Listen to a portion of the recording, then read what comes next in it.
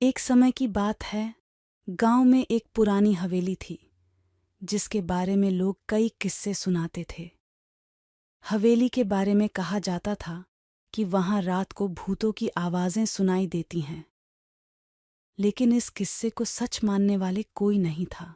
एक दिन गांव के छोटे लड़के राजू और राजू के दोस्त बुंटी, मुंडा और छंटी ने तय किया कि वे हवेली का रहस्य सुलझाएंगे। इसके बारे में सुनकर उन्हें कितनी रोमांचक लगी। गहरे रात्रि में वे हवेली के पास पहुंचे। हवेली के बगीचे में चलते हुए उन्हें कुछ अजीब आवाजें सुनाई दी, पर उन्होंने डर का मुकाबला किया और आगे बढ़ते गए।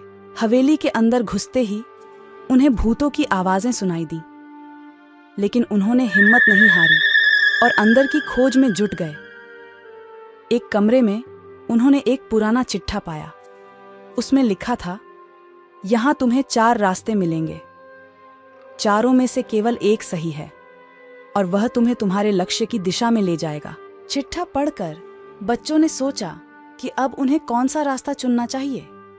उन्होंने मिलकर अपनी सोच विचार की और सभी ने मिलकर एक रास्ता चुन लिया। उनकी सोच ठीक रही और वे एक गुप्त सोने की खोज में सफल हो गए। सोने का खजाना उन्हें मिल गया, पर वे समझ गए कि वास्तव में उनका सबसे बड़ा खजाना उनकी दोस्ती थी। इस कहानी से हमें यह सीख मिलती है कि सच्ची दोस्ती की कोई कीमत नहीं होती। जब हम साथ में होते हैं तो हम हर मुश्किल को पार कर सकते हैं और अंत में असली खजाना हमारे दिल की गहराई में होता है।